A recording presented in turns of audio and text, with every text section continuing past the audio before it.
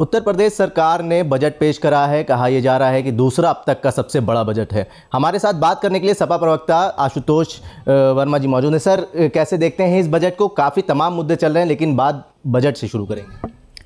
देखिए, जो double engine की सरकार बोली जाती है उसका ये सबसे बड़ा दुर्भाग्यवश ये होता है कि जब सरकार केंद्र जो है चुनाव लड़ने जाती है तो प्रदेश सरकार भी उसी की तैयारी में रहती है। तो पूरी तरीके से चुनावी बजट है। इसमें बेरोजगारी की एक भी बात नहीं है, किसानों की कोई बात नहीं है, अपराध को रोकने की बात नहीं है, और जिस तरीके से महंगाई से जनता त्रस्त है उसके लिए कुछ नहीं किया गया। मुझे लगता है कि बहुत निराशाजनक बजट है और इतनी ही उम्मीद हम भारतीय जनता पार्टी से करते हैं और इसमें कुछ है नहीं। लेकिन सर, जहां बात करें 6,90,000 करोड़ से ज़्यादा का बजट है, उसको कहीं ना कहीं सफलता के रूप में सरकार दिखा रही है। नहीं, देखिए, शब्द आप कुछ भी लिख दिए, 6,90,000 या 12,90,000, उससे कोई फ़र्क नहीं पड़ता है।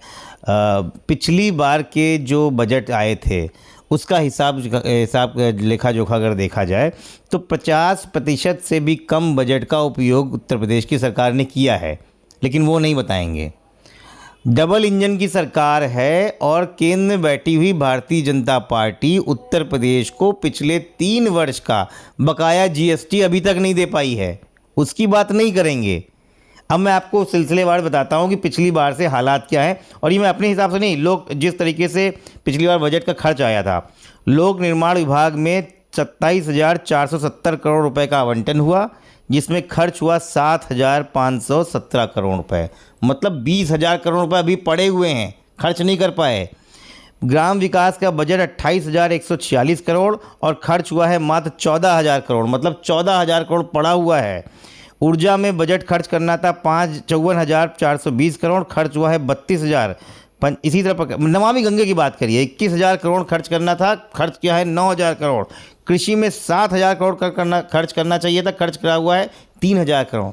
तो भारतीय जनता पार्टी झूठ का पुलिंदा लेके हर साल इस तरीके से बजट देती है, इससे लोग निराशा होती है। ये आंकड़ों की जादूगरी, इससे ज़्यादा और कुछ है नहीं। आंकड़ों की जादूगरी, आपने पूरा डेटा रखा है। सर, एक सवाल ये भी उठता है कि क्या वजह लगती है आपको कि ये बजट जो पास होते हैं वो खर्च क्यों नहीं होते हैं? नहीं, विजन नहीं है ना।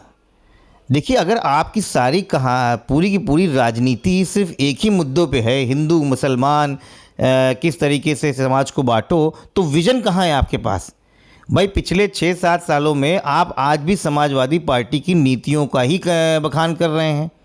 आप चले जाइए जहाँ भी, हर जगह आपको जब ये अपनी इन्वेस्टर समिट करते हैं तो उसमें मेट्रो दिखाते हैं समाजवादी पार्टी की, एक्सप्रेस वे दिखाते हैं समाजवादी पार्टी का, जनेश्वर मिश्रा पार्क दिखाते हैं समाजवादी पार्टी का। तो ये करते क्या है? इनके पास विजन नहीं है। मैं आपको देखिए लखनऊ की बात करता हूँ, क्योंकि मैं लखनऊ का निवासी हूँ और बड़े गौर से बजट को देख रहा था। अभी हाल ही में आप सबको पता चला कि लखनऊ नगर निगम में 388 नए गाँवों को जोड़ा गया है। पिछले बजट में ये बोला गया कि इन 88 गाँवों को, इसमें रोड, इसमें सीवर, इसमें लाइटें लगाने के लिए 2,000 करोड़ का बजट आएगा। अब सुनिए, पिछले साल लखनऊ नगर निगम का बजट था 348 करोड़ रुपए, इस बार उसका बजट हो गया है 234 करोड़ रुपए, मतलब 125 करोड़ रुपए कम कर दिया है। ये विजन है? चाहिए था 2,000 करोड़ एक्स्ट्रा और कम कर दिया है। तो देखिए, कोई मंशा नहीं है कि उत्तर प्रदेश की जनता के लिए कोई भी हितकारी काम किए, और ये कर भी नहीं पाएंगे।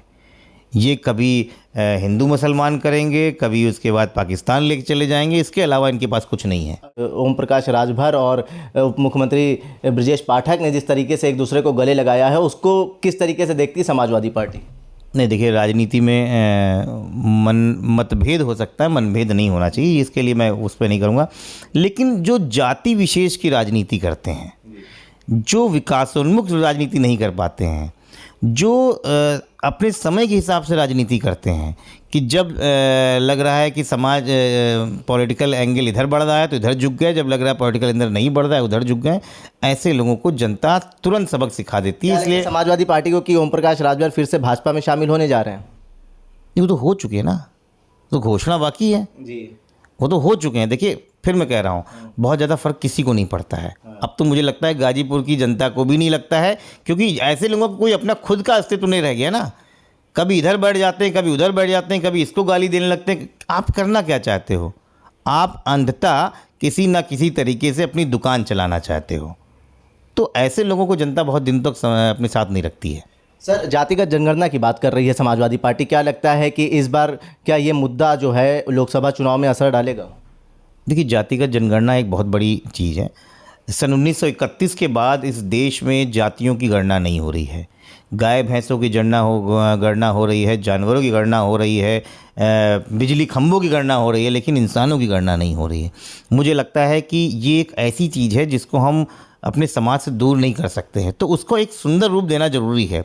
अगर हमारे समाज में जातियाँ हैं तो जातियों की गिनती भी होनी चाहिए, क्योंकि जब भी आप कोई पॉलिसी बनाते हो, जब भी आप कोई विकासोन्मुख नई चीज़ें लेके आते हो एक गरीब, दलित, पिछड़े, वंचित वर्ग के लिए, तो जब तक आपके पास गिनती ही नहीं है तब तक आप गणना कैसे करेंगे?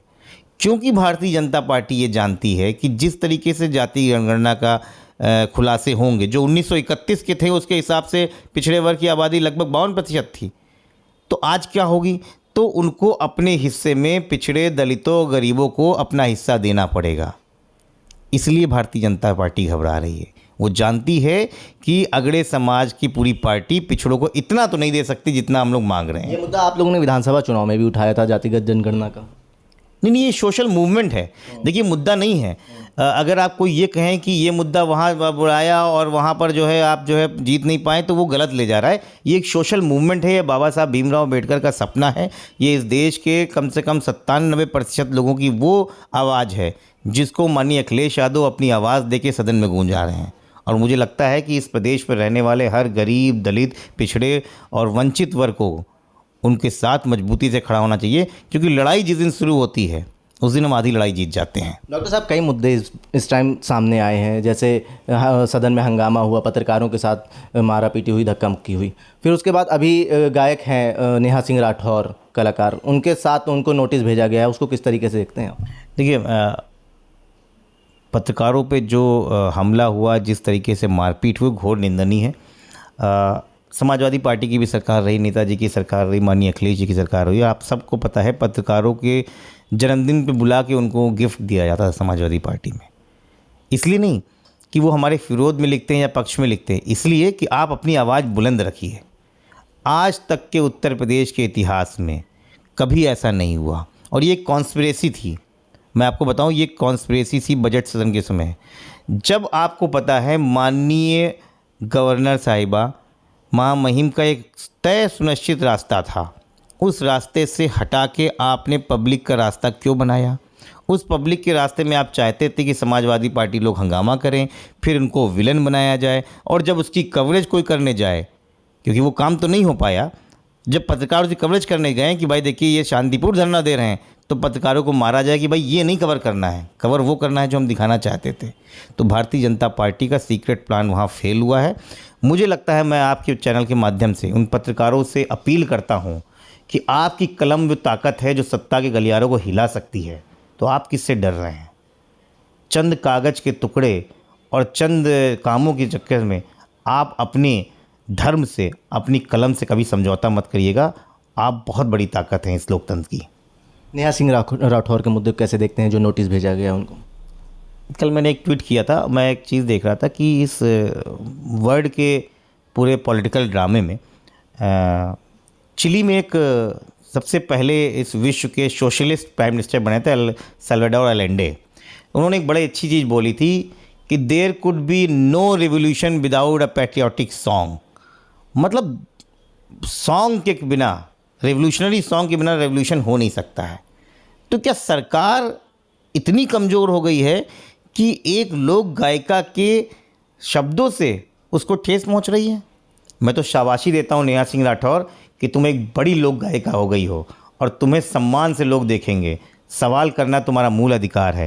ये बहुत निंदनीय है जिस तरीके से भारतीय जनता पार्टी उनके पे प्रहार कर रही है। वो अपने आप को दिखा रही है कि वो कटघरे में खड़ी है। बहुत बहुत धन्यवाद सर। धन्यवाद। हमारे साथ सपा प्रवक्ता आशुतोष वर्मा मौजूद थे, जो कि सत्ताधारी पार्टी भाजपा पे हमलावर दिखे। जन संदेश टाइम्स के लिए आकिब मिराज खान, कैमरा पर्सन शान खान के साथ लखनऊ।